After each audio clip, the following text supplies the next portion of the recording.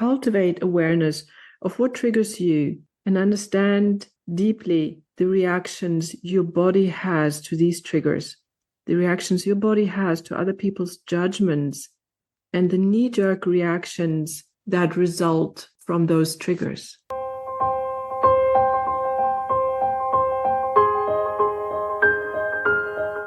Welcome to Bloom. This is a podcast that explores stories of leadership and success from highly sensitive people who have overcome adversities and are now using their gifts to empower their communities. Here's your host, Berlage-Buccellati.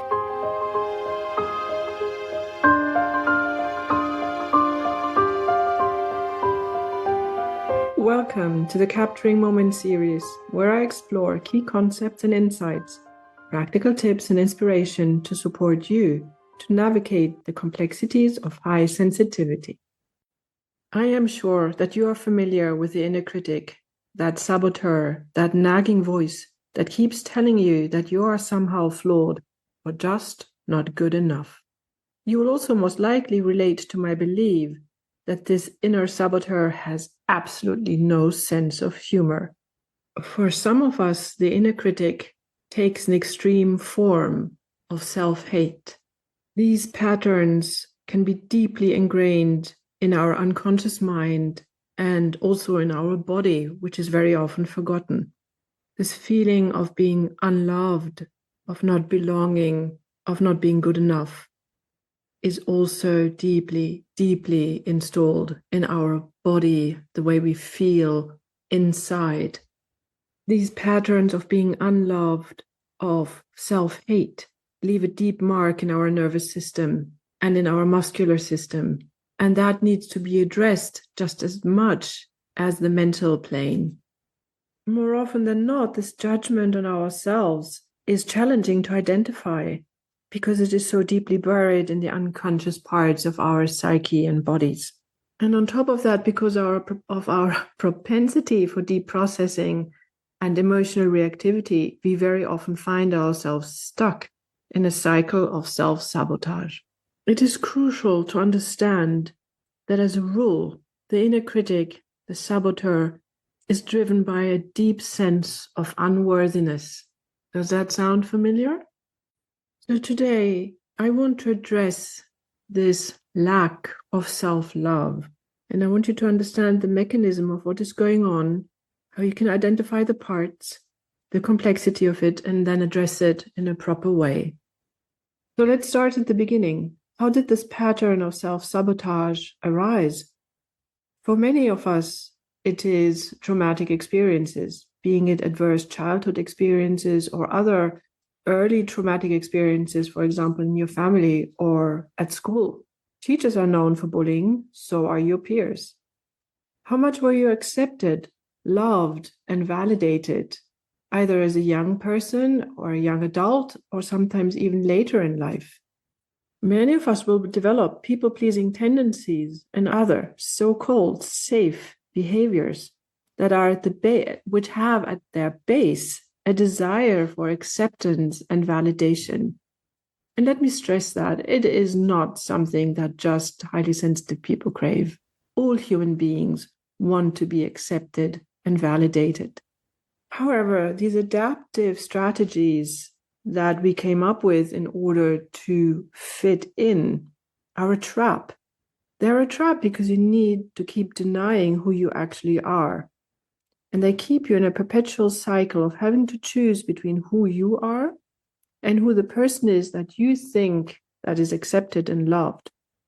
This kind of maladaptive behavior leads to a dysregulated nervous system and a dysregulated sense of who you truly are. It leads to unhelpful feeling and thinking patterns that you keep repeating in order to feel safe. You could also call them negative feeling and behavioral patterns, but I prefer to call them unhelpful because it takes out the judgment. And it also takes out a very human reaction. If we call something negative, then as human beings, we either go into avoidance or we want to fight it, which then again puts us in a very stressful position with others and ourselves. The first step of recovery from self-destructive or unhelpful thoughts and feelings is to acknowledge that you had challenging past experiences that led you to deny your own self, that led you to not learn to love yourself. And the next step would be to embrace the complexity of your experience, the experiences you have with yourself and the experiences you had with others, and that desire to understand everything at depth, to understand the complexity of it, which leads you down a million rabbit holes and further away from where you actually want to go, and that is to self-love and to self-acceptance. Cultivate awareness of what triggers you and understand deeply the reactions your body has to these triggers, the reactions your body has to other people's judgments, and the knee-jerk reactions that result from those triggers. By examining the roots of your people-pleasing tendencies, your avoidance tendencies, you can gradually shed the layers of the saboteur, of the self-hate, and begin to step into your authenticity and personal power. Now, this process is not always an easy path, and it cannot always be done on your own. Addressing concerns such as nervous system dysregulation and other effects of past trauma are a key aspect of this journey. And it is very often necessary to do this in the care of a therapist or a holistic practitioner in order for you to safely navigate, reframe, and re-educate your whole body and mind system. I want to stress that the essential, basic thing that needs to shift is that you understand, mind and body understanding, that you are a beautiful, perfectly fine human being. So in my world, healing and silencing the inner critic is not about a constant undoing of experiences, of traumatic experiences, of unhelpful experiences you had with people or yourself. It's not about fighting the people or the places where you were not seen and not heard and not loved, but rather it is about uncovering the beauty inside of you, your talent, your desires, your interests. If we keep fixing problems, if we keep trying to settle things without end with other people that denied us our good, we can keep doing that until we're blue in the face, but we will not heal. I invite you to look at it from the other way around, that healing, silencing the inner critic, is a process of unearthing of who you truly are. Trust me that this will be the most wonderful foundation for you to become a happier person, a person that can thrive and that engages with life and others on the basis of who you truly are.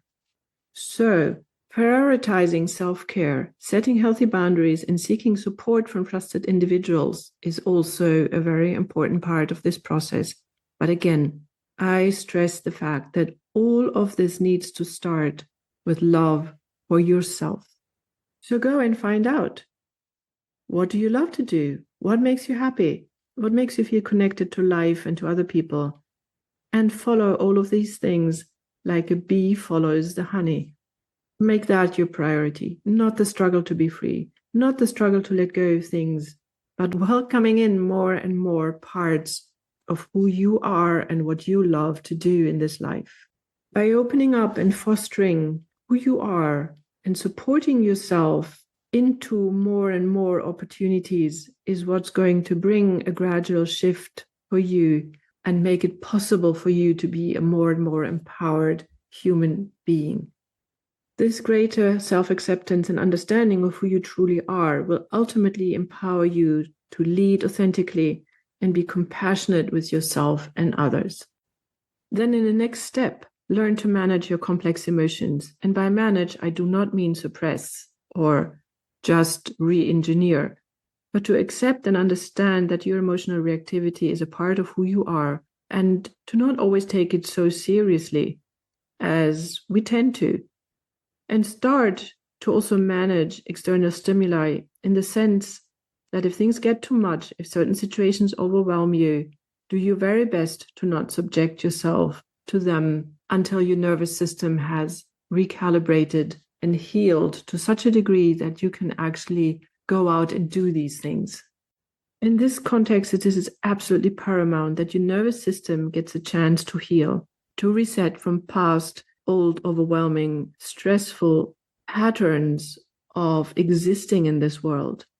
I think you might say experiences that you have either been subjected to or have subjected yourself to for years and years and years. Educate yourself on how to build resilience as a highly sensitive person. Educate yourself about true boundaries. And by this, I do not mean keeping other people out by force. I do not mean isolating yourself. Again, in my view, boundaries are something that we set from the inside out. They're not a function of keeping something out by exerting energy control and it taking our attention away from ourselves to something outside of us. By developing a strong sense of who you are, will take care of most boundary issues. Trust me. Make who you are and what you want to be the center of your attention, and not what you want to get rid of or what you want to keep away from you. Make the process of loving yourself more and more every day the beginning of this process in order to reframe your mindset and other helpful feeling patterns and support yourself from the inside out. This is the most powerful way to silence your inner critic. By developing a strong sense of loving yourself, being who you are, allowing yourself to shine with your beautiful gifts. Now I keep my fingers crossed for you on your path of embracing your true self. And my wish for you is that you begin to undo the boundaries that were set on your ability to love yourself. I wish for you that you can begin to thrive and bring your beautiful, highly sensitive individuality to this world that so sorely needs what we have to give.